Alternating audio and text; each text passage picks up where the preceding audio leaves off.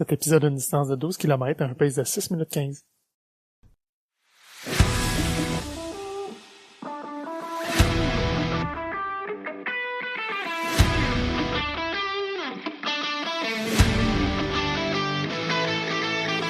Ici, on parle d'entraînement, de motivation, d'équilibre et tout ce qui nourrit notre passion pour la course. Je vous présente Coach Bill, curieux de la science derrière le sport. Il analyse les tendances et nous propose des stratégies pour courir de façon plus efficace et intelligente. Je vous présente Coach Isa, avec qui chaque foulée trouve son équilibre. Elle crée une connexion authentique avec nos invités, ce qui nous donne accès à des humains formidables et des histoires inspirantes. Que vous soyez sur bitume, en sentier ou bien à l'écoute chez vous, on est là pour vous aider à avancer. Embarque-tu avec nous pour une petite course?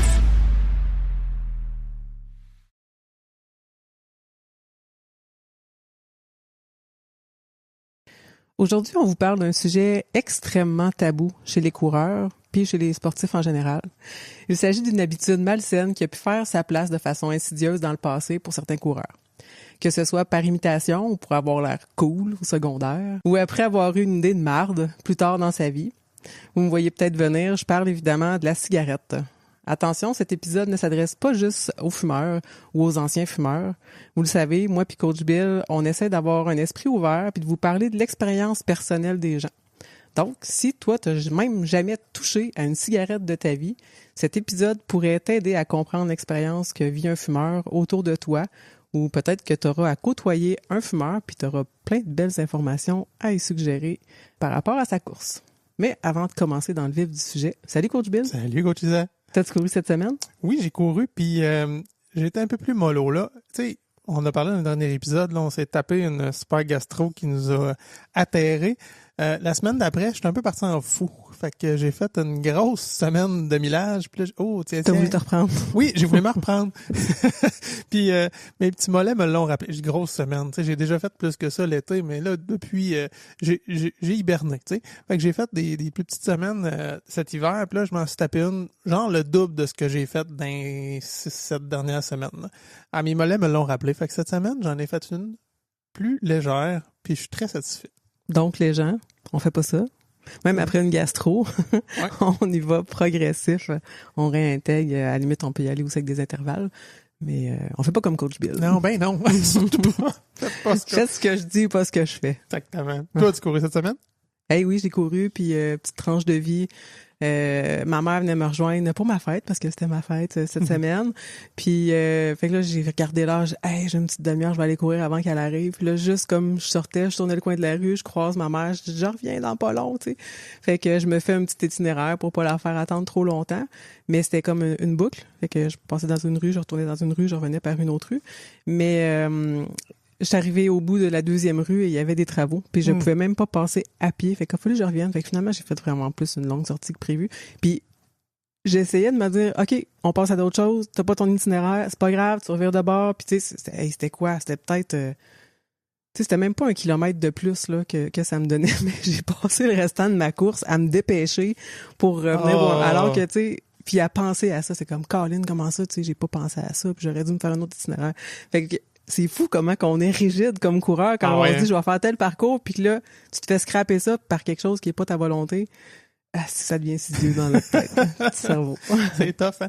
Hey, j'ai le goût de t'en compter un autre parce que on a eu quelques petites semaines qu'on a sauté puis il y en a une que je me suis retenu de te compter parce que je voulais te la compter au micro. Okay. J'ai couru en botte. Ben non. Oui. Pourquoi t'as fait ça? On avait un dîner de départ pour un employé dans ma gang, puis je suis parti, je dis, moi je vais à pied, là, c'est pas si loin que ça, c'était genre, je sais pas, 600-700 mètres du travail. Fait que je pars, je m'en vais avec mes bottes d'hiver, tu sais. On va aller dîner à pied. J'arrive là-bas, je m'assis. Ah shit, j'ai laissé la carte de souhait sur mon bureau. Fait que là, tout le monde, prends mon char. Non, on va y aller à pied. Puis là, tant qu'à, je voulais pas partir pendant une demi-heure. Fait que genre, m'a courir. En botte. Fait que j'ai eu une petite pensée pour Pierre-Louis. J'ai fait une course en botte. Aller-retour. Ouais. Mais il court bien, mes bottes. Pour vrai, sont légères. C'est des bottes un peu style armée combat, là. Pas à cap d'acier. Tout, sont vraiment légères. Puis, non, il court bien. Mais non. Je suis pas converti. T'inquiète-toi pas. C'était quand même une très petite distance. On va dire que c'est comme une intégration de mes bottes. Dans ma petite tournée des réseaux cette semaine, j'ai quelques petites pépites à vous partager. Il y en a une, c'est Jake Bale qui a pris part au Surf City Marathon. Puis lui s'est dit, je vais faire ça en faisant des fentes. Oh. Je vais faire des lunges, OK? Je vais faire mon marathon de même, OK? Il a arrêté après 2000. Fait qu'un genre de 3,2 km, là. Il a fait comme, ouais, non, ça le fera pas. Il voulait faire son marathon en fente pour vrai? Oui. Ben là, franchement, c'est impossible. Je le sais. Arc. Mais moi, ce que je me suis dit, c'est ce qui a arrêté après 3 kilos. Il n'y a rien pratiqué, là. Ça veut dire que c'est aligné là. Moi, je l'essaye, là. Non, c'est ça. Oh, c'est comme super. Ouais. Je l'ai trouvé un autre et ceux qui nous suivent depuis longtemps savent que moi, je trippe sur le runner's high, l'ivresse du coureur. Je me suis même fait tatouer la formule sur mon mollet, littéralement. Puis je suis tombé sur une publication qui dit, il y en a qui appellent ça le runner's high. Il dit, moi, j'appelle ça un manque d'oxygène au cerveau qui cause un délire. Ouais, c'est ça. tiens, je déteste pas ça non plus. J'ai trouvé une autre course en Irlande du Nord.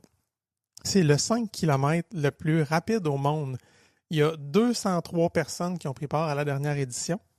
Et puis, le premier est rentré en 13,37. C'est comme 2,43 du kilo. Et le dernier est rentré en 16,41. Ben là. C'est même pas un temps que j'espère faire dans ma vie. Puis le dernier de cette course-là a fait ça en 16 minutes 41. Je suis comme, OK, c'est une autre ligue, tout ça. Le dernier peut le faire 2 fois dans le temps que je le fais une fois. Ouais. Presque. Ouais. Imagine. Un peu compétitif. Ouais. Le dernier qui m'a fait sourire, pour ceux qui ont écouté le Super Bowl, il y avait dans le show de Bad Bunny, le show de la mi-temps, il y avait un paquet de plantes un peu partout, mais c'était des humains. C'était des gens qui étaient dans les plantes. Je pense que c'était juste comme une question de logistique. Ben non, pas c'est ça, il y avait pour les déplacer, mais c'est que les plantes bougeaient aussi pendant le show, ils se déplaçaient.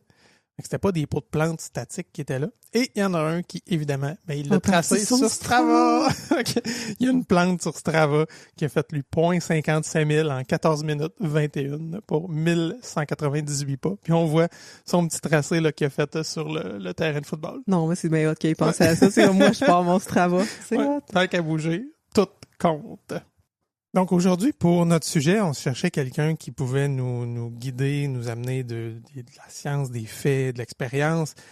On est notre premier bête. Je dis, tiens, on m'en a Doc Étienne, c'est comme notre doc de service. Lui, s'il s'y connaît pas, il va nous trouver quelqu'un. Et c'est ce qu'il a fait. Il nous a plugué avec un de ses collègues de travail, Daniel Audette, qui est médecin interniste depuis plus de 10 ans. Il travaille à l'hôpital de Granby et il connaît Doc Étienne. Je me dis, c'est sûr que c'est un bon gars. Bienvenue à Daniel sur 32 courses. Hey, salut, merci de l'invitation. Première question, est-ce que tu as couru cette semaine? Oui, moi je suis une bébite de routine. Je cours pratiquement tous les jours. Fait que oui, j'ai couru tous les jours. dont juste avant d'enregistrer aujourd'hui, là. Ah, c'est bon, ça donne une petite clarté mentale après, hein? Oui, ouais, c'est ça, effectivement, ça réveille. Ou un délire, comme j'ai dit tantôt, c'est ça? on verra. Avant de tomber dans le sujet du tabagisme, j'ai une question pour toi. Qu'est-ce que la médecine interne? Ben, c'est une bonne question. La médecine interne, dans le fond, nous, on s'occupe de la médecine spécialisée en centre hospitalier. Fait qu'on couvre, en fait, elle peut s'adapter selon le type de centre que c'est. Donc, dans les centres comme Granby, par exemple, qui est un centre de région intermédiaire, ben, on s'occupe de faire la partie cardiologique, la pneumologie, les soins intensifs. Puis l'endocrinologie. Dans des grands centres comme Montréal ou Sherbrooke, ben, ils vont souvent se trouver un créneau comme par exemple la médecine de la thrombose veineuse, la médecine de la grossesse. Fait que on s'adapte en fait aux besoins du milieu qu'on est. OK. Une grande polyvalence finalement. Je vais te poser une question néophyte, là, mais interne pour vous concentrer dans le dedans du corps. Il est d'où l'interne? Ah, c'est une bonne question. C'est médecine interne, d'où que ça vient le terme, je sais pas d'où c'est que ça vient. C'est souvent les internes, quand on va dire, quand on dit que c'est un interne en faisant référence à un médecin, souvent on fait référence aux médecins résidents qui résidaient avant à l'hôpital, donc c'est des internes. Okay. Mais pour ce qui est de la médecine interne, ça, je pourrais pas dire ça vient. Fait que là, juste te mettre en contexte, en fait, moi, je suis une ex-fumeuse, puis tranche de vie, je pense que j'en ai déjà parlé dans les épisodes, là, mais quand je pratiquais la kinésiologie à temps plein, à un moment donné, j'ai eu une rechute, j'ai recommencé à fumer, puis mon Dieu, la honte que je vivais, c'était comme un gros mensonge qui planait au-dessus de ma tête. Je me cachais pour fumer. Je voulais pas que personne le sache. Puis pour vrai, ça l'a vraiment affecté ma capacité à continuer à pratiquer. Là, ça a été à un moment donné, ben regarde, je suis fumeuse, fait que je suis plus une kinésiologue. C'est comme si un éliminait l'autre. Ben après ça, j'ai décidé d'arrêter de pratiquer. Finalement, je suis tatoueuse, les gens le savent. J'ai arrêté de fumer, heureusement. Mais j'ai été une bonne période à courir malgré que j'étais fumeuse. D'ailleurs, ma cigarette préférée, c'était celle juste après la course. Puis je connais encore aujourd'hui des personnes qui courent puis qui fument. Puis, tu sais, ces personnes-là qui courent puis qui fument sont pas moins performantes, sont quand même performantes. C'est sûr qu'on peut pas le savoir, dire prendre cette même personne-là, j'y enlève sa cigarette qu'elle a jamais fumée, ça serait quoi sa performance? Mais mettons, je regarde ça aujourd'hui, je suis comme go bobber pour quelqu'un qui fume. Puis même quand j'ai arrêté de fumer, je me disais ah mon Dieu, ma performance elle va s'améliorer. Imagine si je cours comme ça, je vais courir. Je vais améliorer ma vitesse, je vais améliorer mon endurance. Puis quand j'ai arrêté de fumer, ça n'a pas été vraiment ce que je m'attendais, même que j'avais envie de trouver ça encore plus difficile. Puis aujourd'hui, je vois-tu une différence de quand je fumais, que là, je fume plus? Pas tant, sauf que c'est sûr et certain que ça a un impact, le fait d'arrêter de fumer. Fait que j'ai envie qu'on aborde un peu tous ces concepts-là, à quel niveau ça limite quelqu'un, la cigarette, par rapport à sa santé en général, mais par rapport à la course, puis ça serait quoi les avantages d'arrêter, puis peut-être des façons intelligentes d'arrêter de fumer, là, tu sais. Puis, tu sais, d'autres questions. Si je suis un fumeur social, y a-t-il une différence sur, tu sais, si je fume 5-6 cigarettes par semaine par rapport à la personne qui fume un paquet au complet. Fait que c'est là qui est venue l'idée de jaser avec toi pour poser nos questions par rapport à est-ce que le tabagisme peut vraiment influencer la performance puis le confort à courir. Il y a surtout ça aussi. Fait que c'était pas une question, hein. Je m'excuse de l'entrée. Solide intro. Ouais, c'est ça. Je te laisse pas directement avec selon le dialogue. Donc, ma première question, c'est est-ce que je peux être fumeur et avoir un bon VO2 max? Ben, en fait, c'est sûr qu'il il y a des effets qui sont aigus, puis des effets qui sont chroniques. Donc, pour les impacts aigus, est-ce que ça va saccager complètement une performance puis des capacités à la course? La réponse est probablement non, parce que tu l'as, je pense, bien illustré en disant que il y a des gens qui pourraient être fumeurs occasionnels, puis quand même parvenir à fournir un effort qui est remarquable, qui est quand même dans un bon niveau.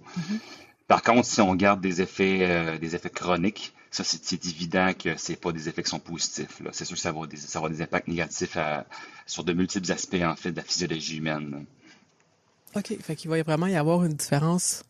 C'est ça, c'est pas l'effet de la cigarette que tu fumes à 8 heures le matin, c'est pas à 8h05, c'est pas les mêmes effets que quand t'en fumes à tous les jours à 8 heures, tu sais, par rapport au futur de ta cigarette que tu fumes à 8 heures le matin.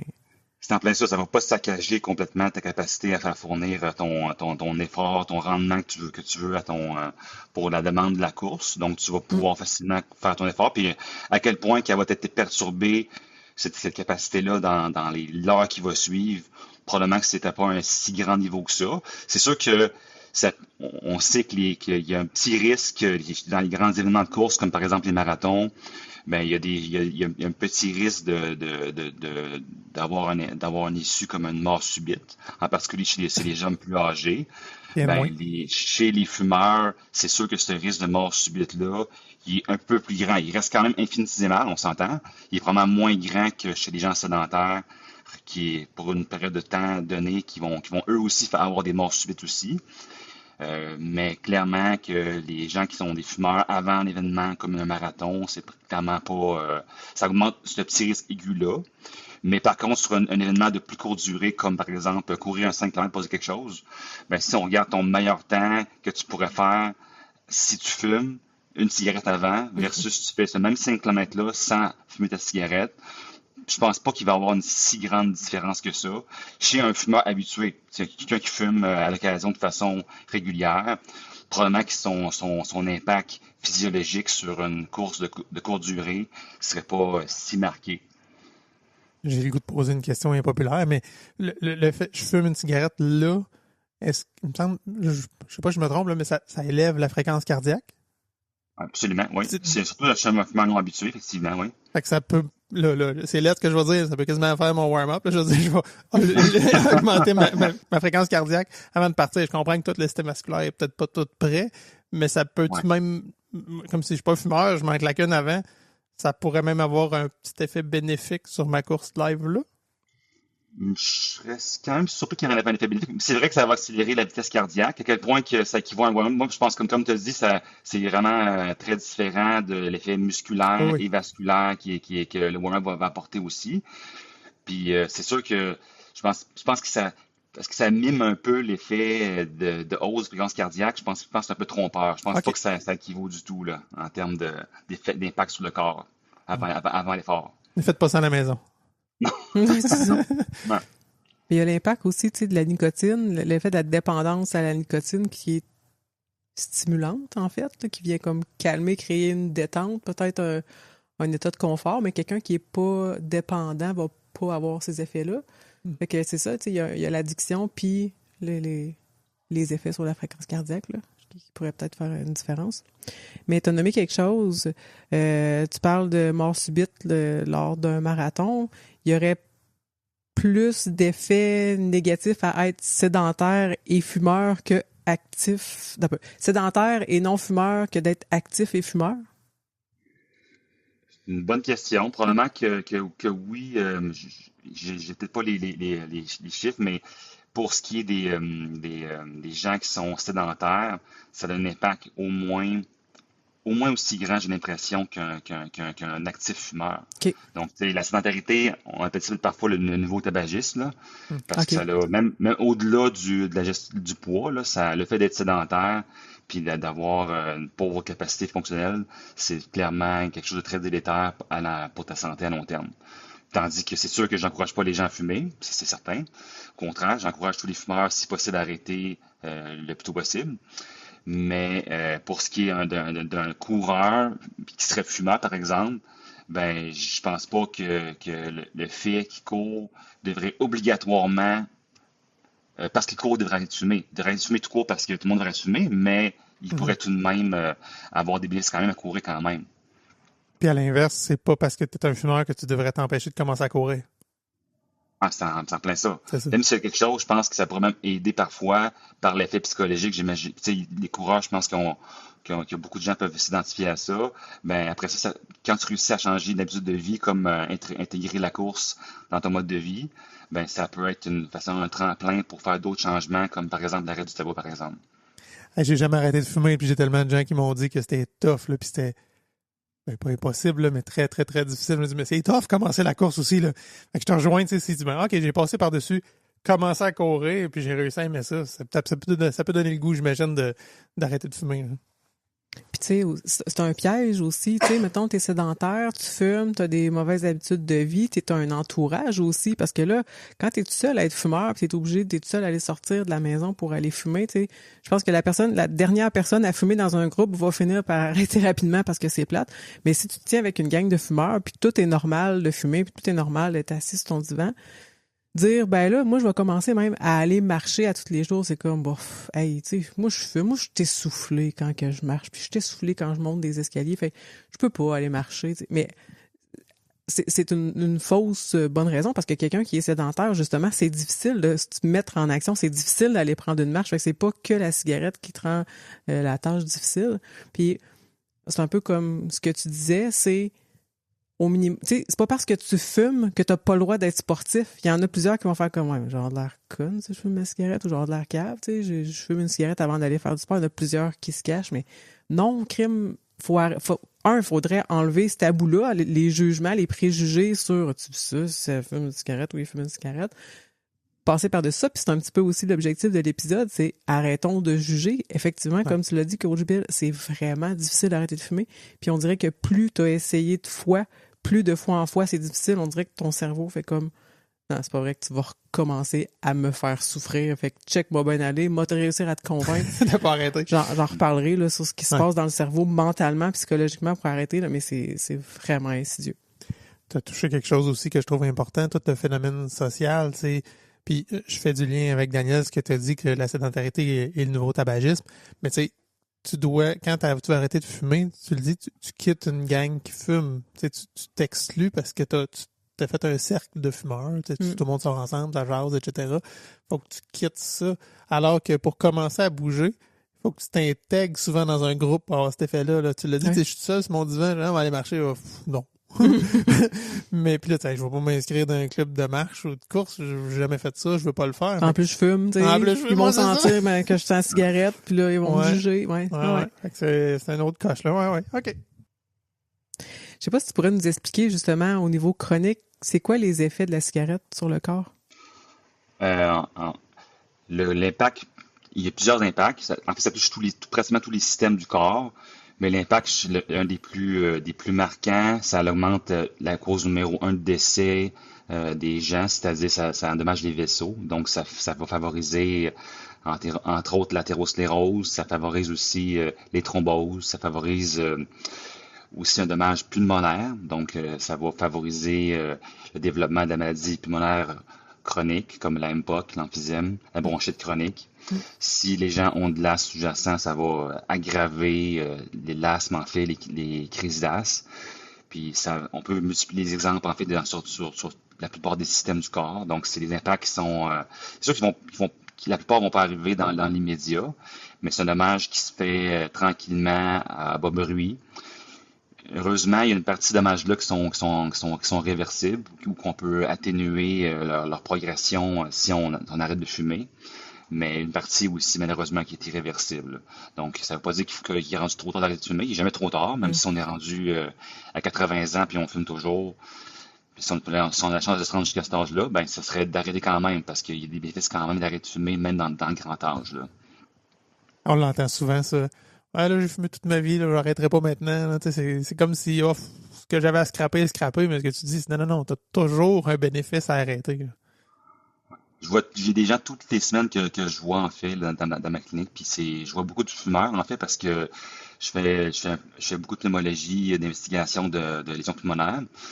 Puis en fait, je vois des gens encore très, très quotidiennement pratiquement qui fument. Puis il n'est jamais trop tard pour arrêter. Puis moi, je dis aux gens que on peut pas changer le passé. Le passé, il s'est produit. Ce qu'on peut agir sur le présent puis pour changer le futur. Donc c'est le moment idéal pour être fumé, c'est hier. Puis si on veut un moment encore plus idéal, c'est maintenant. Parce que hier, on peut pas changer. Là. Ouais. Tu dis que tu en rencontres tous les jours des fumeurs, puis ça me fait penser. J'ai eu la réflexion il y a récemment que il me semble que tout le monde est plus en forme, puis tout le monde bouge plus, puis pour réaliser, ouais non, j'ai juste comme une petite chambre d'écho sur mes réseaux sociaux parce que je me tiens sur Strava, je me tiens sur des groupes de courses de Facebook. Mais toi, ton expérience, ce que tu vois sur le terrain, là, est-ce que le tabagisme, c'est stable, ça réduit, le monde fume-tu plus, moins qu'avant? Qu'est-ce que ça a l'air dans la population? C'est une bonne question, parce que moi, j'ai aussi j'ai l'autre bulle, la bulle, en fait, des gens qui vont à l'hôpital, puis qui sont plus malades. Puis j'ai cette bulle-là que je côtoie. Donc, j'ai pas les chiffres, mais j'ai l'impression qu'il y a eu quand même une diminution. Par contre, il y a une nouveau arrivée, c'est le vapotage, qui est en grande progression, en particulier chez les jeunes. Donc, ça, c'est une nouvelle arrivée dans le décor de la santé. On verra dans les prochaines années qu'est-ce qui va en arriver. Mais pour ce qui est des fumeurs comme tel, la bonne vieille cigarette, ça, il y en a encore. Ça, je retourne à la réalité, il y en a encore beaucoup. Chez les jeunes, je pense qu'il y en a moins. C'est moins populaire. Ça a été démonisé aussi par les stratégies de santé publique, là. Je sais pas si le fait de vapoter, vu qu'il y a une dépendance à la nicotine qui se crée, pourrait amener un vapoteur à fumer la cigarette. C'est une bonne question parce que tu sais, il y a les deux pendants. Il y en a qui vont dire c'est un bon outil pour arrêter de fumer. Puis d'autres qui vont dire ouais, mais c'est aussi un tremplin pour des non-fumeurs pour s'initier, si on veut, à cette habitude-là. Donc, il peut y avoir les deux. J'ai la misère j'ai pas les compétences pour dire qu'est-ce qui au net c'est-tu plus positif que négatif. Mais clairement, il y a des grands noms de la santé, comme Martin Junot, Dr. Martin Junot, qui va quand même voir du positif pour aider des grands fumeurs qui n'ont aucun outil d'arrêt du tabac qui semble fonctionner, qui, grâce à ça, ont quand même réussi à écraser pour de bon. Fait que je pense que c'est pas noir ou blanc comme beaucoup de choses dans la vie, là. Je me permets de parler de la façon que moi j'ai arrêté de fumer. Tu sais, j'ai dit tantôt, on dirait que plus t'essaies d'arrêter de fois, pire c'est d'une fois à l'autre. Je peux pas dire le nombre de fois que j'ai essayé d'arrêter de fumer. Tu sais, j'arrêtais plusieurs mois, voire années, mettons 1 an et demi, puis là, je recommençais après. Puis c'est comme si cette fois-là, quand je recommençais après 1 an et demi, là, je me disais, ah non, j'en ai juste fumé une, je refais pas ça. Hey non, mon cerveau, c'est fou à quel point, comme le lendemain que je me suis dit, là, je refume pas, parce que je sais pas, j'ai rechuté, parce que j'ai pris un verre, puis j'ai fumé 2-3 cigarettes, mettons, dans ma soirée. Le lendemain matin, je suis hangover, je file pas bien, j'ai mal au cœur, j'ai mal à la tête, puis c'est fou, là, mon cerveau se fait comme, non, tu vas être t'acheter des cigarettes. Puis c'est comme si tout devient banal à ce moment-là. C'est pas si pire que ça, fumer cigarette. En tout cas, c'est vraiment insidieux. Ah ouais. Puis une des dernières fois que j'ai rechuté, j'avais une vapoteuse aussi pour arrêter de fumer. Finalement, j'avais arrêté de vapoter. J'ai arrêté plusieurs mois. Puis je suis tombée sur ma vapoteuse. J'ai fait, on va prendre une puff. Puis il y avait de la nicotine dedans. Je me suis mis à juste une puff par jour. Là, après ça, 2-3 puffs, 4-5 puffs. Puis j'ai fini par aller me racheter un paquet de cigarettes. C'est le contact avec la nicotine qui m'a ramené à mon désir de fumer. Puis après cette fois-là, j'étais incapable d'arrêter de fumer. J'essayais des patchs, j'essayais la vapoteuse. Mais c'est comme si ça maintenait toujours le niveau de nicotine dans mon cerveau. Puis finalement, j'ai pris, je sais pas trop si, bon, je dirais peut-être pas le nom en nom, là, je veux pas nécessairement non plus vendre un produit, là, mais c'est une molécule, un comprimé que le pharmacien m'a prescrit, puis il m'a expliqué qu'il venait bloquer les récepteurs nicotiniques au niveau du cerveau, ce qui faisait que quand je fumais une cigarette, il y avait plus l'effet de satisfaction, fait que j'avais plus cette manipulation-là de mon cerveau qui m'amenait à fumer la cigarette. Fait qu'à un moment donné, ça a fait ça m'écoeure. J'ai même plus envie de fumer parce qu'il y avait plus cette satisfaction-là. Puis j'ai fait, c'est ma dernière fois que j'ai arrêté de fumer, là. Mais, fait que c'est ça. Fait que c'est pour ça que je dis vapoter, se mettre en contact avec la nicotine. Tu viens créer des récepteurs au niveau de ton cerveau. Je pense que ça va être justement un piège d'essayer à un moment donné de fumer une cigarette, faire comme, oh my god, ça marche ça aussi. Puis, en tout cas. Fait que, tranche de vie. Ouais. La nicotine, effectivement, c'est une drogue extrêmement forte. Puis quand on l'inhale, c'est une façon très rapide d'amener cette substance-là au cerveau, au centre du plaisir, au niveau de l'hypothalamus. Puis des noyaux gris, en fait, parce qu'en fait, ça arrive tellement rapidement au cerveau que ça agit plus vite que si on l'injectait intraveineuse, en fait. Parce que la substance inhalée, dans le fond, va diffuser au niveau du poumon, qui s'en va directement au niveau du cœur gauche. Puis ça s'en va par après directement au cerveau dans le battement qui va suivre, là. Okay. Donc, ils ont déjà fait des tests d'imagerie. Entre chaque inhalation, l'impact de la substance qui arrive au cerveau, c'est extrêmement rapide. C'est plus rapide que si on injecte intraveineux, dans le fond, qu'il faut que ça se diffuse dans le système veineux, retourne par après tranquillement au cœur, tout étant dilué. Après ça finit par se rendre au cerveau. Il y a moins l'espèce de lien qui se fait rapide entre l'inhalation et le buzz cérébral que si on injecte intraveineux. Donc, c'est ce qui fait que la nicotine, c'est une drogue aussi puissante que pour les experts en addictologie, c'est pratiquement aussi dur que l'héroïne, par exemple, en termes de défi, là. C'est extrêmement difficile. Jusqu'à il n'y a pas longtemps, on vendait ça en pharmacie, là. Ouais, c'est assez hallucinant. Ouais, c'est fou, là. Les mœurs ont changé beaucoup, mais ça me fait capoter. Tu sais, ça a pris, on voit des vieilles pubs, là, que les médecins ils recommandent, les Marlboro. Tu sais, c'est comme, OK, on est parti de là. Puis aujourd'hui, je comprends que tu peux pas l'éliminer d'un coup, là, mais tu sais, ils sont plus exposés derrière les comptoirs. C'était des pans de mur, là, des dépanneurs, là, de cigarettes. C'était la patente, là, au dépanneur chercher des cigarettes, là. Ouais. Ah ouais, c'était effectivement. Heureusement, ça a changé. Ça a changé. Puis c'est un peu pour ça que la cigarette, après la course, est aussi efficace ou aussi bonne, parce que dans le fond, là, ton cœur, il pompe au bout, fait que tu inhales ta cigarette, puis ça va encore plus vite au cerveau, ou c'est parce que ton cerveau est plus ouvert, ou...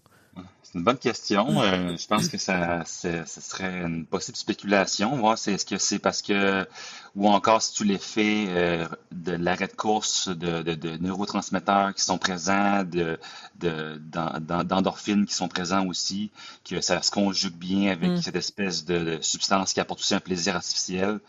Ça va que tu crées une espèce de climax, là, une espèce d'état de grâce en combinant les deux. Je sais pas, c'est une bonne question. Mm. Je pense pas que j'ai vu d'études à ce sujet-là. Non, c'est ça. Ouais, non.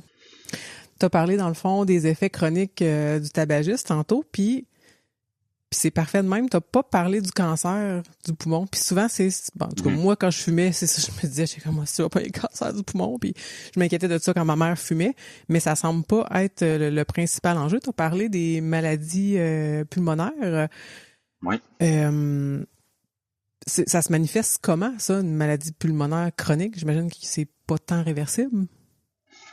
En effet, c'est pas tant réversible. Hmm. Mais oui, c'est sûr que le cancer, c'est un élément important. Mais si on retourne à la question, les maladies pulmonaires, ben souvent, comme la MPOC ou l'emphysème, ben généralement, ça se manifeste par de l'essoufflement à l'effort qui est lentement progressif, puis qui donne une prédisposition aussi à avoir des infections, ce qu'on appelle des exacerbations qui peuvent amener parfois même à l'hôpital. On voit des gens toutes les saisons d'influenza puis de COVID maintenant rentrer parce qu'ils ont une maladie chronique pulmonaire puis qui attrapent un virus qui par-ci par-là puis que ça les fait décompenser leur capacité à s'oxygéner puis ils finissent à l'urgence parce qu'ils peuvent plus respirer par eux-mêmes. Puis ultimement, cette maladie-là, bien que dans sa phase chronique, qui est rendue avancée, ben les gens finissent par avoir de l'oxygène en tout temps en fait, là. Mm. Donc c'est rendu ça peu la phase avancée de maladie, mais malheureusement, il y en a qui se rendent jusque-là, là. Puis c'est quoi qui se passe au niveau des poumons? En fait, ce qu'on voit sur les scans, c'est qu'il va se créer des bulles. Il va se créer des bulles d'emphysème. Puis malheureusement, ces bulles-là même si on arrête de fumer, ils vont rester là quand même. Chez les fumeurs anciens, pour lesquels on passe des scans, si on fume assez longtemps, ben on va voir ces bulles-là qui vont s'installer, en particulier dans les parties supérieures des poumons. Puis ça va perturber dans le fond la capacité à faire des échanges gazeux parce qu'il y aura moins d'alvéoles pour faire les échanges entre l'oxygène, entre l'air ambiant puis le système circulatoire.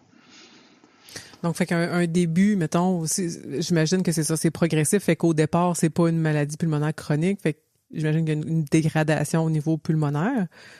Comment Ouais. ça se manifeste, ça, dans le quotidien? Mettons, moi, je suis coureuse, là. Mettons là, que j'aurais un début, là, on le sait pas parce que, bon, c'est pas chronique. De quelle façon ça va se manifester à l'effort? Ben, ce serait en fait une perte de capacité respiratoire, parce que le système respiratoire est rarement l'élément limitant. Tu sais, je sais pas si tu es familier avec les tests, comme les Oui, tests de VO2 oui. max puis tout. Ben, en fait, c'est plus souvent le système cardiaque qui est l'élément limitant. Mhm. Donc, c'est pas le système respiratoire qui va être lui qui va limiter la capacité maximale à faire un effort. Par contre, peut-être chez certains grands athlètes, ça pourrait être le système respiratoire ou encore chez les gens qui ont une maladie respiratoire, eux, ça pourrait devenir un élément limitant. Mais chez un léger fumeur, par exemple, qui serait coureur, ce serait assez surprenant qu'il y aurait eu assez de tabagistes dans sa vie pour impacter son VO2 max, par exemple, là. OK. OK. Mais au niveau cardiovasculaire, par exemple, la cigarette peut avoir affecté justement la capacité cardiaque. Ça va-tu être, mettons, la rigidité des vaisseaux sanguins qui va être limitée? Ben, je pense que l'élément principal que ça pourrait faire, c'est que ça va prédisposer à faire l'athérosclérose. Fait que Ouais. rendu dans la 40, 50, soixantaine, pour les coureurs plus matures, si on veut, là, ça va surtout augmenter les risques d'avoir de maladies cardiaques sous-jacentes que la course pourrait révéler. Parce que là, justement, le fait que les vaisseaux sont rendus sténosés, ça va causer des possibles crises d'angine, silencieuses ou non, qui pourraient affecter clairement la capacité à avoir un débit cardiaque suffisant.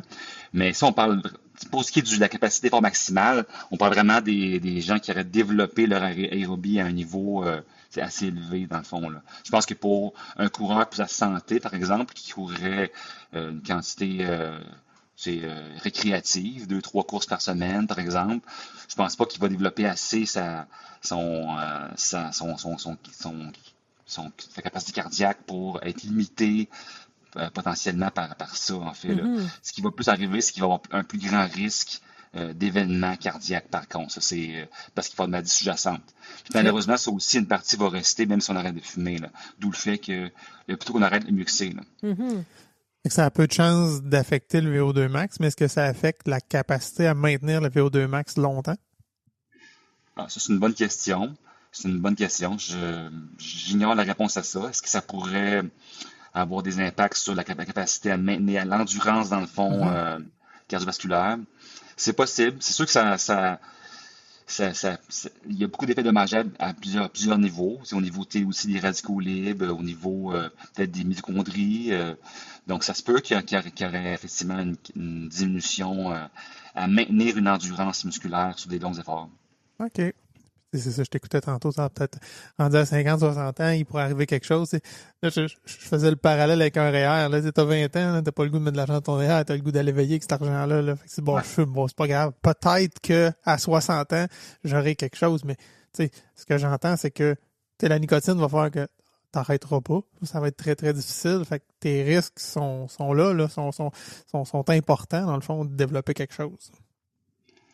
C'est sûr qu'effectivement, c'est ça que quand on est jeune, t'as entièrement raison. Tu sais, c'est vrai qu'on va penser aux années dans 20, 30, 40 ans, avoir une vision à long terme. Mais c'est sûr que le temps finit par passer. Puis sinon, on se ramasse généralement tout là quand on est à la chance de se rendre à ces âges-là. Puis là, oui, c'est là qu'on se rend compte que d'avoir investi tôt dans sa santé, c'est vraiment le meilleur investissement qu'on peut faire, là. Parce que c'est là qu'on peut avoir des pertes puis des deuils de choses qu'on aurait voulu faire puis qu'on peut plus le faire. J'ai envie de poser une autre question, juste faire un parallèle, parce qu'on voit les publicités, j'en ai vu une hier par rapport à l'alcool là, à la télé. Avant, ils recommandaient un nombre minimum, un maximum de consommation par jour. Là, c'est comme arrête de boire ou bois moins. C'est pas bon pour la santé. Est-ce que les impacts sont semblables par rapport à la santé? Je pense qu'il y a une plus pas de controverse, mais c'est plus discuté parce que les impacts sont pas aussi fondamentalement négatifs. La cigarette, je pense que il y a personne qui va prétendre que même fumer quelques cigarettes, c'est bon pour la santé. Hum. Tandis que pour l'alcool, il y a peut-être place à discussion, surtout dans les experts, pour dire que une petite quantité d'alcool, ça pourrait avoir des impacts potentiellement positifs pour la partie cardiovasculaire. Mais pour l'impact sur le taux de cancer, probablement que l'impact n'est jamais positif. Il n'est jamais avantageux dans guillemets. Ça montre toujours un peu le risque. Mais bon, après ça, au net, quand on met tout dans la balance, c'est-tu plus positif une petite quantité? Ça, je pense que c'est un débat d'experts. Mais, mais je pense que pour l'instant, effectivement, ils ont changé dans les derniers mots d'ordre de santé publique, c'est-à-dire qu'il n'y a pas de niveau d'alcool qui est sécuritaire, entre guillemets, puis le plus bas sera le mieux, là. Bon, ça reste, on dirait, un message en évolution. Ouais, c'est vrai que c'était comme un peu, je vais pas dire réconfortant, là, on disait 2, 3 par jour, puis il y avait un niveau, ok, ben, je suis correct, mais c'est vrai que le Mhm. message a évolué, puis c'est le moins possible. Tu sais, c'est pas. Ouais. Mais je fais le parallèle avec la cigarette, là, on disait tantôt, c'était promotionné dans les pharmacies, puis aujourd'hui, c'est caché. Mais tu sais, l'alcool aussi est en évolution, là. Ouais. Tranquillement. Puis les impacts aussi au niveau aigu puis au niveau chronique, il y a toujours une grande différence. Là, moi, c'est ce que Ouais. je retiens depuis le début. Là, c'est fumer ta cigarette ou prendre ton verre d'alcool. C'est pas là que tu vas pas mourir subitement, sinon il y a pas personne qui fumerait puis il y a pas personne qui boirait, là, tu sais. Ouais. Mais c'est ça, c'est au niveau chronique à long terme là, qu'il y a des impacts. Tu as parlé d'incidence cardiovasculaire, mais est-ce que la variabilité cardiaque, une métrique qu'on voit de plus en plus sur les montres, est-ce qu'on va avoir une incidence avec le tabagisme? C'est une bonne question. J'ai l'impression que sûrement qu'il va y avoir un impact. J'imagine qu'il sera pas positif parce que ça a l'air d'être un stimulant du système sympathique. Mhm. Donc, ça augmente la fréquence cardiaque, comme on disait. Puis, généralement, tout ce qui l'augmente, la fréquence cardiaque, va diminuer par après le HRV ou le VFC en français, là. Donc, j'imagine que ce serait pas positif. Mais en même temps, le sport aussi, en aigu, va diminuer ta VFC. Mais après ça, en chronique, le parasympathique va se réembarquer pour compenser. Donc, J'ai de la misère à dire que ce serait positif, mais la vraie réponse, c'est que j'ignore la réponse à ça. Mhm. Parce que, je reprends tes termes, étant en aigu, si, mettons, moi je l'avais déjà observé, je prenais, mettons, de l'alcool, 2, 3 consommations, 4 consommations dans une soirée, ma VFC était dégueulasse dans la nuit qui suit, là. C'était Ouais. incroyable, là. Il y avait un effet vraiment, vraiment direct, là. Ouais, Ouais. ça, c'est effectivement, c'est pour l'avoir aussi expérimenté, surtout l'alcool avant le sommeil, il n'y a rien de plus catastrophique pour endommager l'architecture du sommeil puis la récupération aussi, là. Mhm. Fait qu'évidemment, pour tout coureur qui veut améliorer sa récupération, clairement, l'alcool avant de se coucher, c'est à proscrire. Fait que prenez ça en vous levant. C'est en plein ça. Une bière avant une course. Ouais, oui, mais non, mais tu sais, ça aussi, c'est un classique, une bière après une course, là. Mais Ouais. il y a de plus en plus d'options avec des limonades et autres, là. Ouais. Ouais. Ou les bières pas d'alcool aussi, qui T'as sont raison. Hey, puis ça joueurs, aussi, ça s'est diversifié, là. Puis il y a vraiment du choix, ouais. là. Ouais. Qu'on a parlé, on a fait la différence entre les risques par rapport à la sédentarité, par rapport là, au tabagisme. Euh, on peut-tu faire le même parallèle par rapport à avoir une malsaine alimentation? Quelqu'un qui mange beaucoup trop de sucre, beaucoup trop de gras? C'est sûr que l'alimentation, c'est un des grands piliers des habitudes de vie. Donc, c'est probablement un des plus grands, à mon sens, là, avec l'activité physique. Donc, c'est sûr que ça, si autant pour la récupération que pour et pour les coureurs, que pour la santé globale de la population en général, c'est un pilier critique. Donc, oui, je pense qu'on peut faire un parallèle semblable avec l'arrêt du tabac ou consommer l'alcool de façon raisonnable, là. Donc, clairement, ça devrait faire partie nos priorités, en fait, là. Mais c'est ça, on dirait que là, j'ai posé la question, puis tu sais, on se demandait, OK, est-ce qu'on est mieux d'être sédentaire, non-fumeur que actif fumeur? C'est comme si on disait on peut-tu faire un avec l'autre ou un sans l'autre, mais c'est juste l'accumulation de bonnes habitudes ou de mauvaises habitudes qui va faire en sorte que tu vas arriver dans le plus à la fin ou dans le moins. Fait Mhm. que c'est ça, puis mais c'est un peu ce parallèle-là que j'essayais de faire. C'est, moi, j'étais kinésiologue, puis j'étais fumeuse, fait que j'ai pas le droit d'être kinésiologue. OK, ça n'a pas rapport. Tu peux, ou même courir, être sur une ligne de départ, puis être gêné parce que je sens la cigarette, tu sais. Mhm. Mais déjà, faudrait pas se mettre un autre bâton dans les roues parce que tu fumes, ben, j'ai pas le droit de courir ou j'ai pas le droit d'être sportif parce que je vais me faire juger. Ça serait l'inverse qu'il faudrait amener en tant que co-coureur. C'est comme t'es non-fumeur, il y a quelqu'un qui est fumeur à côté, encourage-le à arrêter de fumer ou encourage-le à dire crime, je te trouve courageux, je te trouve courageuse de courir malgré que tu fumes, c'est bien, continue de faire ça, tu sais, puis quand tu seras prêt, t'arrêteras de fumer, mais essayer de faire du renforcement parce qu'il faut pas la perdre, cette personne-là, là. T'as raison, on cherche à équilibrer. Ah, ben, je fais ça, mais je fais pas ça. OK, mais mais il y a pas d'équilibre. C'est comme, Non. tu l'as bien dit, dans le fond, on cherche ça, mais le but, c'est, ben, accumule le plus possible de bonnes habitudes, puis élimine le plus possible tes mauvaises habitudes. C'est tout, là. C'est ça. Puis ça efface pas ce que tu fais de Non. bien parce que tu fumes, ou ça Ouais. fait pas ce que tu fais de bien parce que tu prends un verre, puis ouais. 100%. Je trouve que c'est un bon point. Je trouve l'histoire du jugement qu'on porte. On vit dans une époque où on fait beaucoup de jugements sur beaucoup de choses, puis sur nous-mêmes aussi, là. Puis c'est quelque chose que je pense qui empiète notre capacité à agir. Parce que dans le fond, on se rajoute des bâtons dans les roues, puis ça nous coupe notre motivation aussi à faire des changements structurants. Parce qu'on est en train de se dévaloriser, puis de s'auto-pelure, de banaliser, en fait, là, pour pas faire justement les changements qu'il faut, parce que justement, on est en train de se dévaloriser, on s'enlève la capacité d'agir. Ah ouais. Mhm. On se dit tant qu'à, vu que je fais ça, bon, ça vaut plus la peine, là, tu sais. Non, effectivement. Puis, tu sais, j'ai dit, faudrait encourager l'autre personne. Mais c'est rare que on va carrément condamner la personne à côté de nous. C'est la personne envers elle-même, là. C'est celle-là qui est la plus difficile. Fait que, coureur, fumeur, faut pas lâcher, puis faut pas trop Non. se taper sa tête, puis c'est ça. S'accorder un peu de bienveillance, puis un peu de douceur, puis de la compréhension, puis comprendre aussi qu'est-ce qui se passe, tu sais. Puis c'est pas rien, là. Une dépendance, c'est... Tu sais, t'en as parlé, c'est comparable à une dépendance à l'héroïne, là. Puis on sait que c'est une drogue, tu sais, Ouais. très, très difficile à arrêter.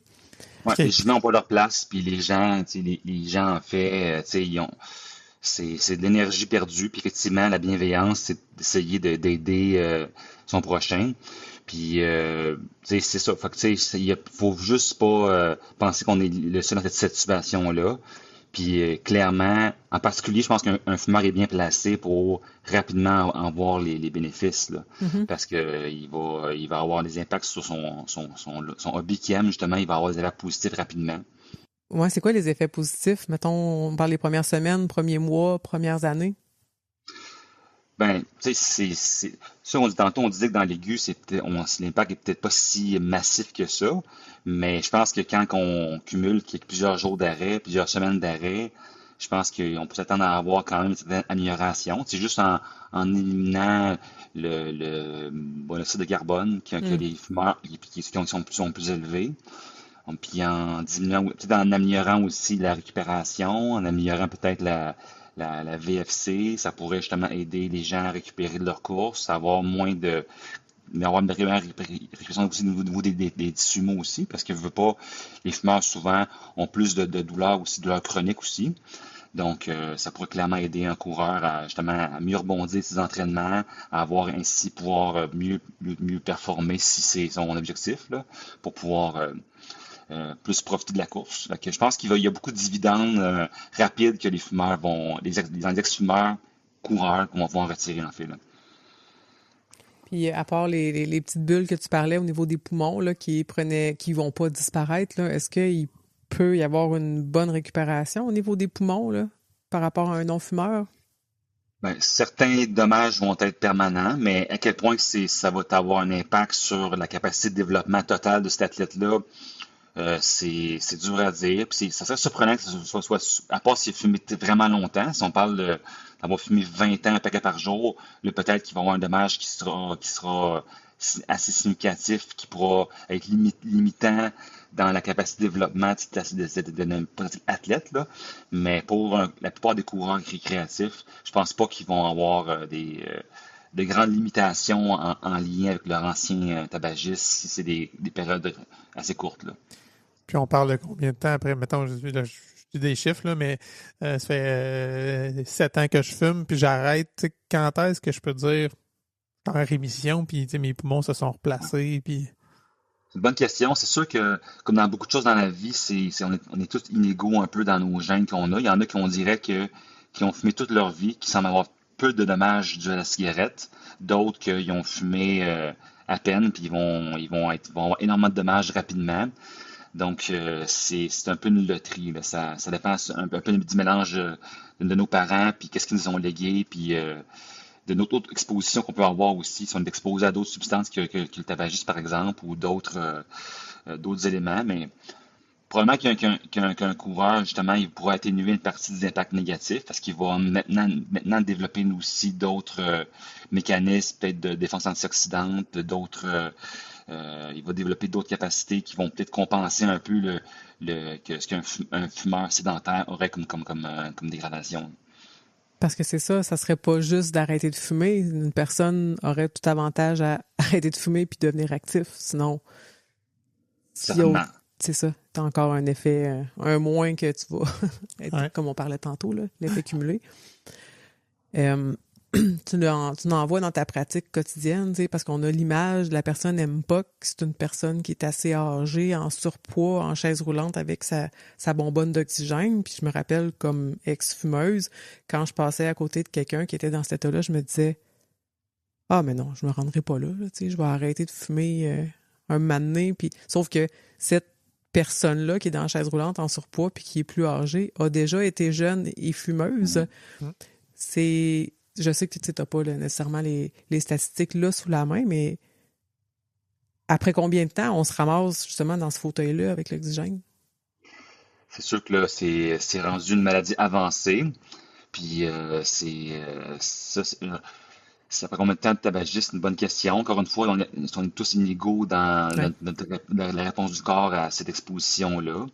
Mais c'est des gens qui ont fumé généralement au moins 30, 40 ans. Mais encore une fois, tu sais, ça, c'est une sorte de dommage chronique qui se fait, mais tantôt, effectivement, on n'a pas tout parlé de tous les dommages qui peuvent se produire, dont le cancer, qui est un des éléments aussi importants. Après, les maladies cardiovasculaires, c'est probablement la seconde cause de décès, c'est le cancer, plus OK. que les MPOC, là, par exemple, là. Donc, tu sais, au-delà de se rendre à cette image-là de la personne en chaise roulante qui est rendue dépendante de certain oxygène, il y a aussi la quantité de gens qu'on voit avec des lésions pulmonaires qui font Ouais. investiguer, puis qu'il y en a que c'est des cancers, malheureusement, dans la quarantaine, cinquantaine, soixantaine, on en voit. Donc, c'est pour ça que faut pas juste penser en se disant, ben, j'ai pas de symptômes, donc j'ai pas à m'inquiéter encore, je peux courir, je peux fumer, peut-être, mais t'es pas à l'abri d'un événement aigu, comme par exemple un AVC, un infarctus, Ouais. tout ça, ça augmente beaucoup le risque.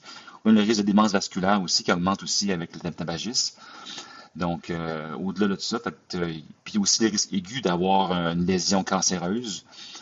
Donc, bref, il n'y a pas de symptômes qui pourraient être rassurants pour se dire qu'on peut continuer à fumer. Non, c'est ça. C'est clair. Je suis correct. Ouais, c'est Mais ça. tu sais, tu l'as dit tantôt, puis j'avais le même mot en tête, là. C'est une putain de loterie où t'es sûr de perdre, là. C'est juste à quel point Quand? je vais perdre. Ouais. Ouais. Quand puis à quel point je vais perdre, mais c'est juste négatif, là. C'est ça. T'as fait Ouais, le c'est en plein parallèle. ça. Ouais. C'est une drogue, effectivement, qui ne fait que des perdants. Puis toi, comme médecin, dans le fond, j'imagine que tu invites ces personnes-là à cesser de fumer. C'est quoi la meilleure façon ou ta meilleure stratégie pour avoir l'impact de crime? Ah ouais, la personne vient me revoir un mois plus tard, puis si elle a arrêté de fumer. Qu'est-ce que les meilleurs trucs? Ben, en fait, il y a un truc, en fait, je pense qu'il faut surtout, premièrement, il ne faut pas avoir une approche de jugement. Parce que, comme on dit tantôt, si on juge les gens, c'est sûr que c'est pas la bonne attitude à avoir. Puis les gens ils auront pas l'empowerment, j'ai pas le mot français pour l'espèce de capacité de se mettre en action, dans le fond. Puis surtout, moi, je vois les gens souvent, quand que je les vois, puis c'est des fumeurs, ils vont pour une raison, en fait. Je vois pas les gens en première ligne, je vois les gens qui me sont référés par d'autres médecins parce qu'ils ont, par exemple, une maladie cardiovasculaire ou encore de l'emphysème ou encore qui ont une suspicion de cancer. Donc, je dis pas que j'ai le rôle facile, mais s'ils ont déjà une motivation puis une maladie qui est présente, donc c'est un levier très puissant. Mais je leur dis en premier lieu que il faut qui soit une décision consciente. Il faut pas juste dire je vais arrêter un jour. Parce que si on se dit ça, on est tous pareils, on n'arrêtera jamais. Parce que ça reste extrêmement difficile. Ça reste une drogue très puissante. Donc, il faut d'abord être convaincu du geste qu'il faut faire, qu'il faut poser. Il faut se donner une date précise. Il ne faut pas se dire je vais arrêter un jour, j'arrête à telle date précise. Puis idéalement, je dis aux gens de dire aux gens autour d'eux. Comme ça va créer un engagement de procéder. Puis je leur dis aussi, s'ils veulent, de créer une liste des raisons pourquoi ils veulent arrêter, des raisons qui sont propres à nous, qui sont positives. Ce qui marche, c'est la carotte, c'est pas le bâton. Puis ils vont se dire, j'arrête de fumer pour telle raison. Ça peut être, par exemple, parce que je veux mes petits-enfants, je veux pouvoir profiter de la vie, je veux avoir une belle retraite. Il faut se trouver ses propres raisons. Après ça, on signe en bas de la feuille, on écrit la date qu'on veut arrêter. Puis ça, c'est un moyen qui porte à l'action. Un contrat avec toi-même. C'est en plein ça. Puis pas juste dire que, on sait aussi que c'est plus efficace de dire j'arrête d'un seul coup que juste dire, ben, je vais diminuer tranquillement. On a déjà comparé les deux méthodes. Puis, probablement qu'une partie de l'identité va changer en se disant, ben, je suis rendu un non-fumeur. Ouais. Tandis que quand ça en fume une par jour, puis un fumeur pareil. Même si ça en fume une par jour, c'est pas beaucoup, là. Probablement que c'est beaucoup, ben, en fait, on le sait, c'est beaucoup moins nocif d'en fumer moins que d'en fumer beaucoup. Mais, il en reste pas moins qu'est un fumeur quand même. Puis dans ce temps-là, c'est facile quand la vie c'était haut débat, vous savez, on sait tout, la vie, il y a des moments qui sont difficiles. Mais quand on reste un fumeur puis on vit un moment difficile, ben dans ce temps-là, c'est là qu'on va rechuter, puis nos belles ambitions vont prendre le bord. Mais en même temps, je dis aux gens, la plupart des gens qui arrêtent de fumer ont fait plusieurs essais. Ça, c'est pas l'exception, c'est pas qu'on est moins bon. La plupart des ex-fumeurs ont dû avoir plusieurs essais. Fait que c'est pas une course, c'est un marathon. Fait que quand on tombe, c'est pas grave. On se relève, on relève les manches, puis on continue. Je t'écoutais, puis tu sais, c'est ça, tu prends la décision, tu fixes une date, mais arrêter de fumer, c'est ça, c'est pas juste d'arrêter d'aller s'acheter un paquet de cigarettes, c'est à chaque fois de ne pas allumer la cigarette. Puis les premières journées, c'est fou, là, tu sais, la cigarette que tu as envie de t'allumer, là, c'est aux 10 minutes. Là, tu fais comme « Ah non, c'est vrai, j'ai arrêté de fumer. » 10 minutes plus tard, « Hey, je fume. » « Ah, c'est vrai, je fume plus. » c'est vraiment agressant. T'imagines-tu passer ta journée qu'aux 10 minutes, t'as vraiment un rush, mais À chaque fois, tu refuses de le insupportable. faire. Oui, ouais. c'est ça. Puis c'est très simple, aller allumer une cigarette, là. C'est facile. Si t'en as chez vous, déjà, faut pas que t'en aies, là. T'as quelqu'un d'autre à côté de toi qui a une cigarette puis qui fait comme, tu veux-tu une cigarette? Il suffit d'un petit tilt, il suffit un seul événement négatif, genre tu t'es chicané avec ta fille, puis là, t'es en hostie puis tu fais comme, fuck tout! Donne-moi ta cigarette! Hey, regarde, c'est pas celle-là qui va me tuer. C'est tellement insidieux, puis en tout cas, là, tous les fumeurs, moi, je vous comprends, puis je sais à quel point c'est difficile, puis c'est ça, tu peux prendre un engagement, puis ça peut faire 3 semaines, justement, que tu fumes pas, puis que tu l'as ta feuille, puis tu connais les raisons, puis c'est encore j'irai fumer une cigarette, faut que tu résistes encore à celle-là, puis c'est long avant que tu penses plus à fumer, puis que ça t'arrive une fois aussi. Hey, ça fait 3 ans que j'ai arrêté de fumer. Puis de temps en temps, je passe à côté de quelqu'un qui fume une cigarette, puis je fais « Hey, elle sent bonne ». Puis je le regarde, puis je suis comme « Ben voyons donc ». Ça arrive très rarement, mettons une fois par 6 mois, mais je suis comme « OK, je vais toujours rester fragile, ça va toujours être un combat ». Mais au moins, l'intensité que je parle, là, des 10 minutes là, que tu as envie de fumer, là, ça dure les premières journées. Là. À un moment donné, ça se distancie, des heures, ouais. mais c'est vraiment difficile. Puis effectivement, si c'était vraiment de façon aiguë qu'il y aurait des effets super négatifs, là, je sais pas moi, si je mange une roche, si je vais filer mal en crise, là, on mange pas de roche dans la vie parce que de façon aiguë, il y a des conséquences. Là. Mais la cigarette, c'est l'inverse. Il y a pas tant d'effets aigus, puis en plus, t'as un méchant high, là, quand ça fait un bout, surtout maintenant, ça fait une semaine, t'as pas fumé, tu fumes ta cigarette. Oh mon Dieu, ton cerveau, il est en euphorie, là, c'est les confettis puis les ballons. Mais non, c'est ça. Fait que c'est vraiment une condition difficile à contrer, là. C'est complexe. Tu l'expliques bien, puis tu l'images bien, puis mais tu sais, je peux l'imaginer parce que je te vois le faire, puis mais même à ça dans ma tête, c'est comme ben voyons, tant que ça. Fais juste arrêter, c'est ça? C'est ça. Fais juste arrêter. Ça mais c'est ça, tu l'expliques bien, puis je te crois. Je le vois. OK, c'est tant que ça, mais je pense qu'un non-fumeur peut pas comprendre. Puis quelqu'un de fumeur, puis des fois, j'en parle avec des gens. Tu sais, mettons, tu te dis, OK, là, je vais arrêter de fumer. Là, finalement, tu fais, tu succombes. Là. Tu as ton envie de fumer, puis tu fais, OK, je vais prendre la cigarette, je vais l'allumer. Du moment que tu as pris la première puff ou 2-3 puffs après, tu fais, oh non, pourquoi j'ai fait ça? Tu t'es fait complètement manipuler par ton cerveau, puis tu les connais, les pensées, mais c'est vraiment difficile. Tu perds le contrôle. C'est pareil comme scroller sur Facebook. Tu te dis, il faudrait que j'aille faire autre chose. Fallait juste que j'aille voir mes courriels. Puis là, ça fait 10 minutes que tu descends. C'est comme si tu fais comme, ça fait 10 minutes que je suis sur mon sel. Fuck. Tu t'es fait avoir. Tu t'es fait manipuler par cette envie-là que tu n'arrives pas à expliquer. Ouais. Puis juste après que tu l'as fait, tu fais comme, calice, c'est un échec. Sauf que c'est ça. Il y a plus d'effets négatifs. En tout cas, on pourrait en reparler, là, mais il y a plus d'effets négatifs par rapport à la cigarette. Puis tu fais comme, bon, c'est à recommencer. Tu sais, j'ai fumé une cigarette. Je suis encore à 2 minutes sans fumer. Ouais. Puis tu sais, la balance est difficile. Tu le mets tantôt. Tu veux pas être dans le jugement. Tu veux encourager. Tu veux être dans la bienveillance. Tu veux montrer aux gens pourquoi c'est positif. Mais il y a eu des années de temps où le message était de faire peur. Là. Tu vas mourir. Puis les images, c'est paquet de cigarettes pour faire peur. Pour faire... On essaie de créer socialement un choc, de dire t'es capable de fumer, regarde ce que tu t'infliges. Tu vas avoir des poumons lettres, tu vas avoir la face défaite, tu vas avoir des dents à l'affaire.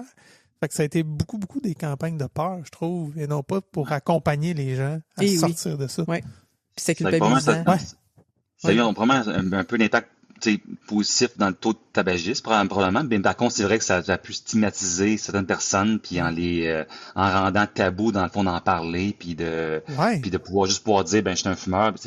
Ça peut paraître mal, comme une personne qui est portée à avoir des jugements de valeur sur cette personne-là, en fait, parce que c'est un fumeur, là. Mais oui, ça peut effectivement isoler les gens puis les stigmatiser, là. On pourrait peut-être parler un petit peu des aides pour arrêter de fumer. Fait que, il y a les patchs de nicotine ou les gommes. Il existe justement les vapoteuses, puis les comprimés bloqueurs de il existe beaucoup nicotine. Il il y a beaucoup à ce stade de traitements qui existent pour l'aide à l'arrêt du tabac. Au-delà, tu sais, des bonnes vieilles patchs et des gommes qu'on connaît tous, en fait, maintenant, il existe même des losanges, des genres de pastilles, il existe des sprays aussi, il existe différents véhicules de livraison de la nicotine. Puis ils n'ont jamais été comparés les uns aux autres. En fait, ils sont tous aussi efficaces. C'est juste la convenance des personnes, qu'est-ce qu'ils veulent avoir comme aide. Dans le fond, c'est juste d'apporter la substance qui cause la dépendance sans le reste des produits nocifs de la cigarette pour, durant la période de transition entre le tabagisme et l'arrêt, ben on a au moins quelque chose qui apporte un peu cette substance-là qui est si causante de la dépendance, là. Mm-hmm. Donc, puis sinon, à part ça, il existe d'autres outils comme que tu as fait tantôt référence, là, les médicaments qui vont plus agir au niveau du système neurologique. Entre autres, il y a le bupropion, le fameux Ziban, puis il y avait le Champix, la varenicline, qui sont des outils qu'on utilise encore pour essayer de couper cette espèce de circuit de plaisir-là, puis de dépendance qui s'entretient. Donc, ils vont aider beaucoup les fumeurs à réussir leur abandon du tabac, en fait, là. Puis d'ailleurs, à tous les fumeurs, je vais toujours leur recommander d'avoir ces outils-là, parce qu'on sait qu'il y a un plus gros taux de succès, en fait, là, quand on combine la volonté avec ces outils-là. Puis au-delà de la volonté, je pense que, dans l'autre, de bien illustrer, en fait, c'est d'avoir un plan, puis une espèce de contrôle un peu de l'environnement. Dans l'autre, parler aussi de Bill, aussi des amis avec qui tu te tiens, quand il y a beaucoup de gens qui sont fumeurs, ça peut clairement compliquer un peu la volonté d'arrêt du tabac. Moi, quand les gens arrivent, c'est que leur conjoint c'est un fumeur aussi, je vais toujours leur suggérer d'arrêter en même temps, parce que c'est une vraie torture mentale. Quand un veut arrêter de fumer puis pas l'autre, là, c'est vraiment extrêmement difficile de faire le saut. Fait que je suggère toujours d'arrêter dans un temps commun, en fait, idéalement, de se combiner ensemble, là. Ça peut des fois être motivant aussi, puis quand on fait un objectif à deux, en fait, ça peut des fois aider les gens à faire le saut, là. Puis aussi de contrôler l'environnement dans le sens d'éliminer justement tout ce qui peut rappeler, éliminer les cendriers, évidemment, éliminer les paquets de cigarettes restants, éliminer tout ce qui peut nous faire penser à ça, en fait, là, pour faciliter, en fait, la nouvelle identité qu'on veut développer, puis le nouvel environnement sans tabac, en fait. Effectivement, tu parles d'environnement puis d'habitude aussi, tu sais, d'essayer de changer ses routines parce que je pense qu'il y a rien de plus frustrant, puis là, les fumeurs vont le savoir, c'est tu t'habilles, tu te prépares, tu pars avec ton café, t'embarques dans le char, puis t'as l'habitude de t'allumer une cigarette en embarquant dans l'auto, puis là, tu fais « Ah non, je peux pas la fumer ». Ça, là, cette frustration de faire comme « Ah, non, celle-là, je peux pas l'avoir », c'est vraiment difficile. Fait que t'as un peu triché le cerveau en modifiant les habitudes. Puis j'ai envie de dire aussi, tu sais, on a parlé des effets secondaires de la cigarette physique, mais moi, sur lesquels je me suis appuyée puis que j'avais vraiment besoin d'arrêter de fumer, c'était parce que là, j'ai des jeunes enfants, mais c'est à ce moment-là qu'ils étaient tout petits. Il fallait que je sorte de la maison pour fumer. Puis ça me privait de moments avec mes enfants. Fait que c'est comme, OK, je vais passer, je sais pas moi, au total, je sais pas moi, 25 minutes sans être avec mes enfants à cause d'une hostie de cigarette. Je perds ma liberté. J'ai plus le choix d'être avec quelqu'un ou ne pas être avec quelqu'un. C'est de se couper de ses amis parce qu'il faut que tu sortes au restaurant aller fumer ta cigarette entre l'entrée et le plat principal. Ou tu vas te priver d'aller dans certains endroits parce que tu pourras pas fumer. Puis la gêne aussi, tu sais, avant un événement, tu te dis, ben là, tout le monde va me regarder, puis je fume, puis je m'en vais courir, fait que bon, je n'irai pas, tu sais. Fait que il y a une perte de liberté vraiment importante en termes de temps puis de qualité. Juste quand je faisais mes tatous, là, tu sais, quand je tatoue une personne, je peux passer 2h30 en ligne là, en train de tatouer, puis tu sais, je travaille, mais j'avais besoin d'aller fumer une cigarette à peu près aux heures. Fait que là, c'était comme, bon, ben, je vais prendre une pause, enlève mes gants, lave mes affaires, sors dehors, fume une cigarette, va me brosser les dents pour pas avoir une haleine de cigarette. Hey, je perdais du temps incroyable. Mon Dieu, que c'était lourd. Fait que c'est d'autres aspects aussi qui peuvent être à considérer là, dans les effets négatifs de la cigarette. Je reviens sur les moyens que tu as nommés avec gomme, patch, pastille, etc. Mais purement la nicotine, est-ce qu'il y a des effets néfastes? Ça crée une dépendance, on sait ça. Est-ce que tu veux dire, est-ce que les moyens d'arrêt du tabac peuvent avoir un impact négatif, entre guillemets? Ouais, ben c'est plus que, tu sais, souvent ce qu'on voit, c'est, ben on va te garder, on va enlever toute la scrap, là, tu sais, le goudron, le monoxyde, on va te garder à nicotine. Fait que c'est comme si, ben au moins, on va enlever tout ce qui est pire, puis on Ouais. garde ça. Mais tu sais, la nicotine doit avoir quand même un effet qu'on veut se débarrasser quand même. Oui, c'est pour ça que ces moyens-là, généralement, les gens le prennent, tu sais, ça va, tu sais, 2, 3 mois, généralement, qui vont prendre cet outil-là pour s'aider à arrêter de fumer. Mais c'est sûr qu'il y a jamais eu d'études à long terme si les gens prennent ces produits-là. Parce qu'en fait, pour faire approuver un médicament, faut dire qu'est-ce qu'on veut amener comme bénéfice sur une condition X, là, une maladie. Donc, généralement, une compagnie dire, ben, je veux tester les gens contre des moyens d'arrêt du tabac, de nicotine, entre autres, sans avoir de conditions en tête. Fait que la seule chose qu'ils ont étudié, c'est pour une courte période pour Ouais. l'arrêt du tabac, mais ils n'ont pas eu à étudier sur des années de temps à prendre ces substances-là. Parce qu'il y a des mouvements, des gens qui vont parfois même essayer de prôner ce genre de substances-là pour différentes raisons de performance. Autant au niveau des neurologiques, OK. mais tu sais, c'est sûr que ça n'a pas été étudié. On ne sait pas qu'est-ce que ça va faire à long terme sur le cerveau d'avoir ça sur une longue période, là. Ouais. Mais au final, ce que je comprends, c'est en soi, fumer va pas nécessairement affecter la performance de la course à pied. On veut arrêter de fumer pour les conséquences à long terme qu'on va développer. Fait que Ouais, surtout, ouais. c'est ça. Surtout, c'est sûr que ça se peut que tu sais, je pense qu'il n'y a aucun athlète de haut niveau qui c'est des fumeurs. Ça risque de nuire aux hautes performances, mais pour la plupart des coureurs récréatifs, probablement que c'est pas l'impact aigu qui devrait être l'élément le plus repoussant. C'est surtout les impacts chroniques qui sont les plus graves. Puis aussi, même des impacts à moyen terme, d'augmenter le risque d'avoir la fameuse mort subite du marathonien, Mhm. ou encore tu sais, le fameux cancer dans la quarantaine qui peut arriver aussi. Donc, des fois, c'est pas tout juste du très long terme. Ça peut être des fois aussi à mon sens, 40 ans, ça peut être vite arrivé. Puis, tu sais, mettons, j'ai compris, plus ça fait longtemps que tu fumes, plus t'as des impacts. Est-ce que, puis nécessairement pour avoir fumé plusieurs années, il faut que tu aies commencé jeune.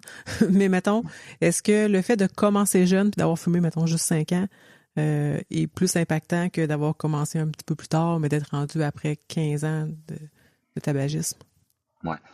C'est sûr que les jeunes ont plus de capacité de récupération. Ça, on le OK. voit dans le sport, là. Tu sais, à 20, 30 ans, on n'a pas la même récupération qu'on a à 40, puis 50, puis 60, là. Mhm. Donc, toutes les agressions comme la cigarette ou d'autres, la pollution, c'est plus facile de rebondir quand on est jeune de tout ça que plus âgé. Donc, est-ce que c'est plus nocif d'avoir fumé en jeune âge? Je pense que probablement que non, parce que probablement que comme les plus de corps, les plus de chances de récupérer. En même temps, on peut tomber réellement accro aussi en jeune âge, puis d'être rendu un fumeur invétéré après ça, puis avoir la misère à arrêter de fumer. Hmm. Tandis que si on fume plus longtemps plus tard, ben là, le corps il a moins de capacité de régénération, puis aussi, on a plus de risques d'avoir des complications, des événements avec l'âge. Les chances d'avoir un infarctus à 20, 30 ans, il est extrêmement faible. Mais un homme dans la cinquantaine, ou une femme dans la soixantaine, ben, le risque d'avoir un infarctus, c'est quand même plus élevé, là, tu sais. À chaque 7 années de vie, notre incidence de mortalité double. Ce qui OK. fait qu'un jour, on finit par partir un jour, là. Mhm. Fait que, on est toute notre personne est immortelle, mais ça veut dire Ah que ouais. si on est un fumeur, ben, ce risque de mortalité-là est augmenté parce qu'on a le risque d'avoir un infarctus, un AVC, une mort subite est plus grand. Donc, ça augmente nos chances de partir plus tôt. Hmm. Fait qu'en conclusion, nous, on a fait l'amalgame course tabagisme, mais finalement, ce qu'on se dit, c'est que ça existe pas tant. Chaque chose positive puis qui sont en lien avec des bonnes habitudes vont vous apporter de meilleures chances puis minimiser vos chances de développer des maladies à long terme. Chaque chose à l'inverse qui sont cotées comme de mauvaises habitudes, on parle que ce soit alimentation, alcool, tabagisme, qu'on met dans notre routine, peut augmenter nos risques, oui, de façon aiguë, mais surtout pour des maladies chroniques ou à long terme qu'on pourrait développer plus tard. Mais de les opposer, de dire, ben, je suis mieux, comme on l'a répété souvent dans l'épisode, je suis mieux d'être sédentaire, puis pas fumer ou fumer, puis Non, c'est pas tant ça. C'est pas une équation. C'est faites de bons choix. Puis, des petits pas, là, justement, puis être bien accompagné. Puis surtout, ce que je retiens, c'est de pas se taper sur la tête, puis de pas s'empêcher de bouger parce que t'es un fumeur, puis de profiter de toutes les occasions comme ça. Puis, regarde, c'est déjà un très, très bon pas de commencer à bouger, de régler le sédentarisme, même si t'es fumeur. C'est un pas, puis c'est positif, c'est une excellente chose. Puis effectivement, ça peut devenir un tremplin pour te donner envie de dire, tiens, je vois que je m'amuse un peu dans le sport, puis j'aimerais ça avoir un petit peu plus de facilité, m'enlever une barrière, puis ça peut donner envie là, d'arrêter de fumer. Fait qu'un peut mener à l'autre en plus. Ça peut être le cercle vertueux. On fait un petit pas vers d'améliorer une chose. Ben là, on fait par après un autre pas de plus pour se dire, ben, j'aurais dû fumer, ou ben, je vais commencer à manger plus de fruits et légumes, puis je vais commencer, tu sais, on peut faire des pas graduels, puis on dirait que chaque pas qu'on fait donne le goût de faire le prochain pas. J'ai envie de pousser un petit peu plus loin. Tu as Pierre-Luc qui est allé consulter pour essayer de trouver qu'est-ce qui l'amenait à manger beaucoup. Je sais pas, Daniel, si tu l'as écouté, l'épisode avec Pierre-Luc Lacasse, là, qui a perdu beaucoup de poids puis qui s'entraîne. Fait que on a parlé beaucoup de l'aspect psychologique, le suivi au niveau psychiatrique. Fait que c'est un autre aspect aussi. Tu sais, y a-tu un enjeu qui te fait rechuter vers la cigarette ou qui te maintient ou qui t'a amené? Fait que ça pourrait être une piste de solution. Puis, tu sais, j'ai envie de m'adresser à... si, maintenant tu écoutes cet épisode-là, c'est probablement que tu es un coureur ou que tu veux courir ou que tu marches, mais tu sais, l'activité physique fait partie de ta vie. Si tu es un fumeur, j'ai envie de te dire, je te comprends, c'est difficile, puis probablement que c'est ça. Si tu as déjà des bonnes habitudes de vie, tu le sais que ta cigarette, c'est encore une mauvaise habitude, que tu as envie de te débarrasser.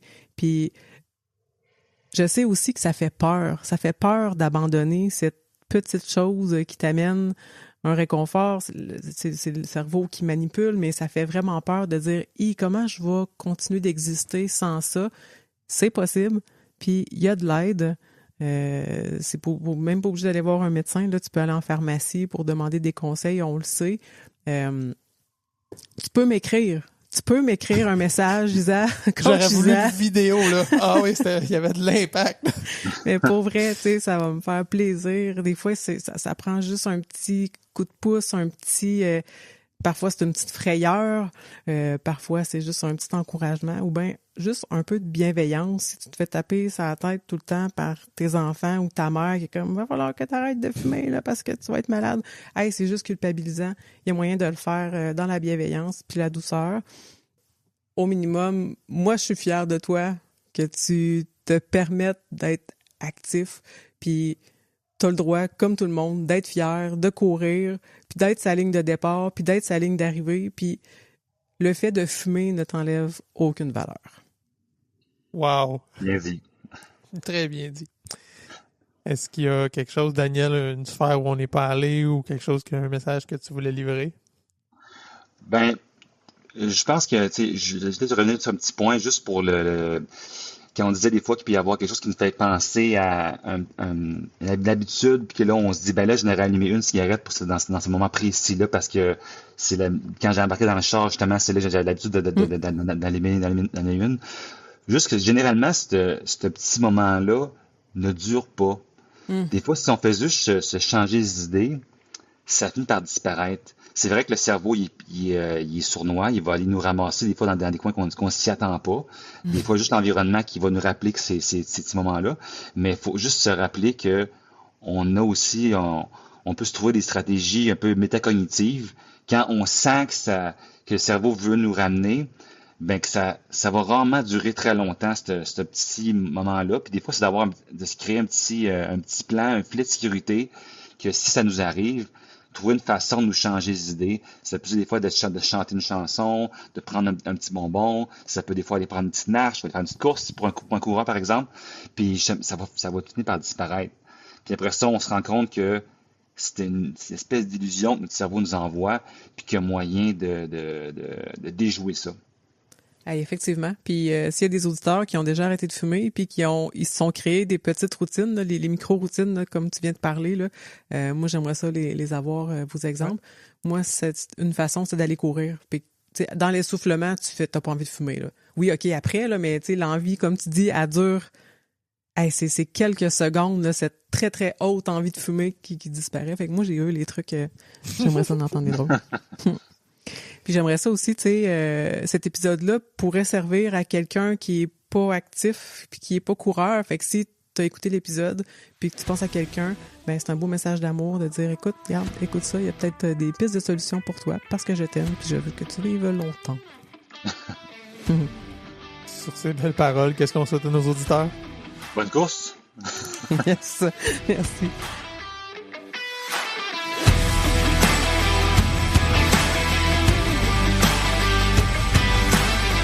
Si t'as aimé cet épisode, prends le temps de le partager autour de toi. Abonne-toi sur ta plateforme préférée pour ne pas manquer les nouveaux épisodes qui sortent Chaque jeudi. Puis tant qu'à y être, laisse-nous un petit commentaire puis un 5 étoiles. C'est toujours apprécié.